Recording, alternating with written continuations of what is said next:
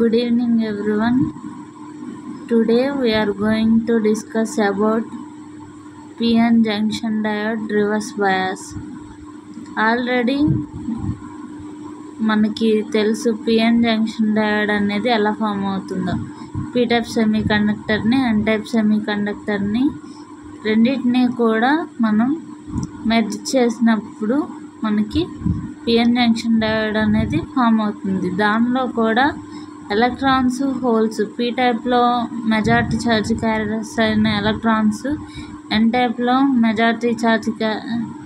P టైప్లో majority charge carriers అయిన holes, N టైప్లో మెజారిటీ ఛార్జ్ క్యారియర్స్ అయిన ఎలక్ట్రాన్స్, ఈ రెండు ఒకవైపు నుండి ఒకవైపుకి మూవ్ అవుతాయి. ఎందుకంటే మనకి ఛార్జ్ డెన్సిటీ అనేది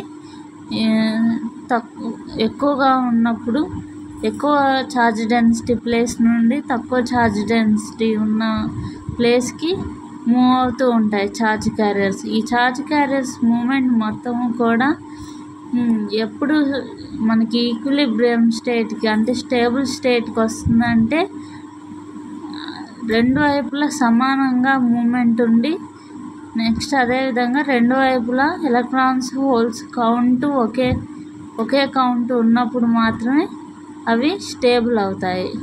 ఇలా స్టేబుల్ అయిన తర్వాత మనకి జంక్షన్ బ్యారియర్ అనేది ఫామ్ అవుతుంది. ఈ జంక్షన్ దగ్గర కొంత potential positive to negative potential అనేది పాజిటివ్ టు నెగిటివ్ ఫామ్ అవుతుంది. దీన్ని డిప్లీషన్ రీజన్ అంటారు, పొటెన్షియల్ బ్యారియర్ అని కూడా అంటారు. ఈ డిప్లీషన్ రీజన్ వోల్టేజ్ అనేది మనం అప్లై చేసిన వోల్టేజ్ని బట్టి చేంజ్ అవుతుంది. వోల్టేజ్ని బట్టి చేంజ్ అవుతూ ఉంటుంది.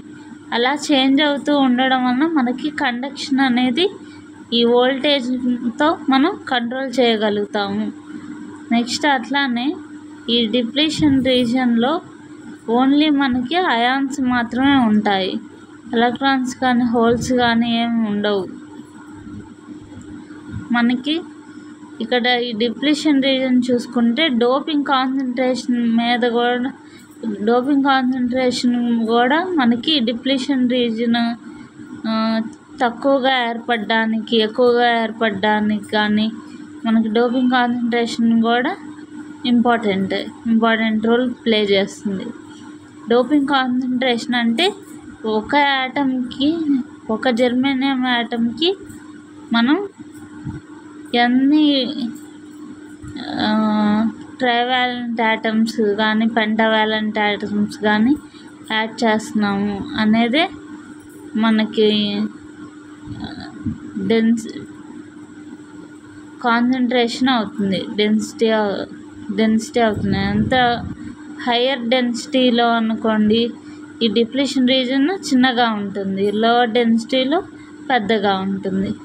ఇక్కడ చూడండి, ఫార్వర్డ్ బయాస్ మన ఎక్స్టర్నల్గా ఇక్కడ ఏర్పడిన బ్యారియర్ని బ్రేక్ చేయడానికి మనం అప్లై చేసే వోల్టేజ్ని ఏమంటారంటే బయాసింగ్ అంటారు. ఫార్వర్డ్ బయాస్డ్ కండిషన్లో పాజిటివ్ P టైప్కి, నెగిటివ్ N టైప్కి కనెక్ట్ అయి ఉంటుంది. రివర్స్ బయాస్డ్ కండిషన్లో పాజిటివ్ N టైప్కి, నెగిటివ్ P టైప్కి కనెక్ట్ అయి ఉంది. ఇక్కడ నెగిటివ్ టెర్మినల్కి మనకి P టైప్లో మెజారిటీ క్యారియర్స్ ఏంటి?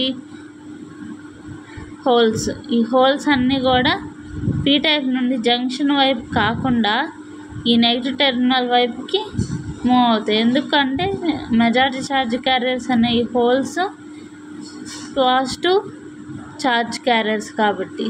నెక్స్ట్ అలానే మెజారిటీ క్యారియర్స్ అయిన ఎలక్ట్రాన్స్ ఈ పాజిటివ్ టెర్మినల్ వైపు అట్రాక్ట్ అయ్యి మనకి ఎలక్ట్రాన్ మూమెంట్ అనేది ఇట్లా ఉంటుంది.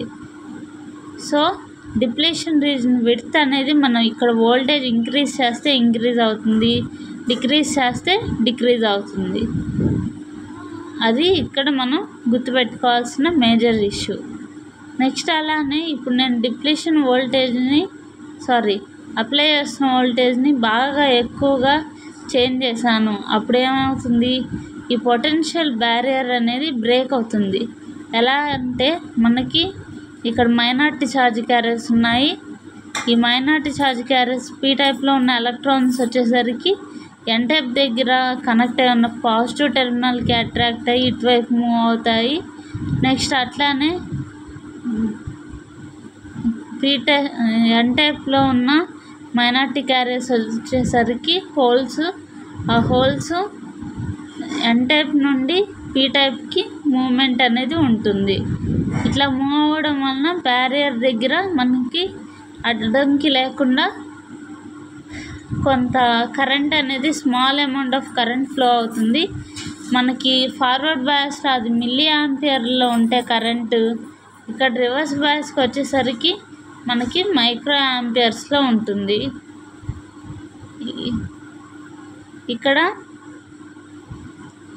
ఇంకా మనం పొటెన్షియల్ బాగా ఇంక్రీజ్ చేస్తూ ఉంటే అప్లై చేసే పొటెన్షియల్ జంక్షన్ బ్రేక్ డౌన్ అయిపోయి మనకి ఎక్కువ కరెంట్ అనేది ఫ్లో అవుతుంది తక్కువ వోల్టేజ్ చేంజ్కి.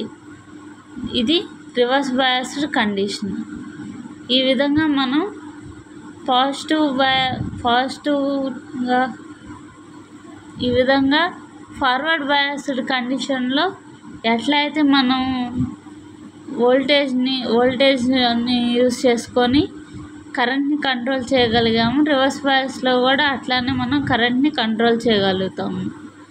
ఈ బ్రేక్ డౌన్ రీజియన్లోకి వెళ్ళిపోయిన తర్వాత డివైస్ అనేది డ్యామేజ్ అయిపోతుంది. కానీ కొన్ని రకాల అప్లికేషన్స్లో, కొన్ని రకాల కండిషన్స్లో,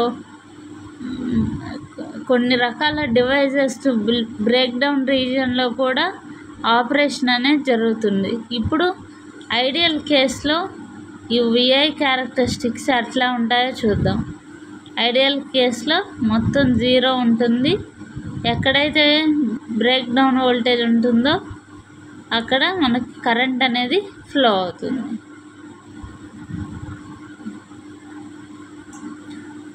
ఎప్పుడు ఎక్స్ యాక్సిస్లో వోల్టేజ్, వై యాక్సిస్లో కరెంటు ఉండాలి.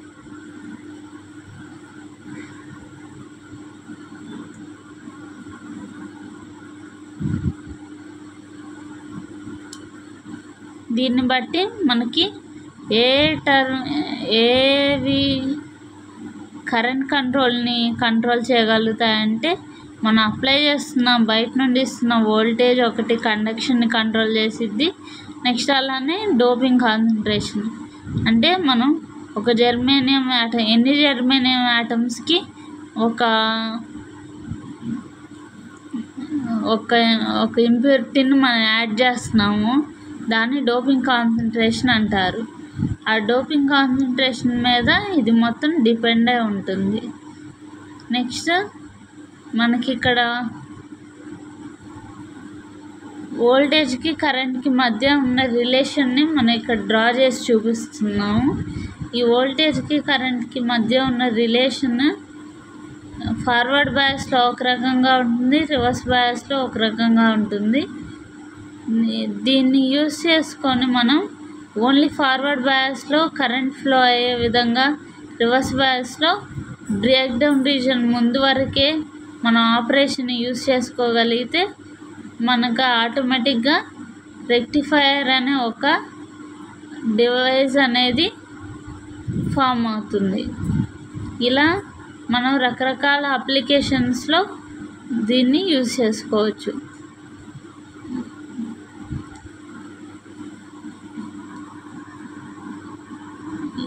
PN junction diode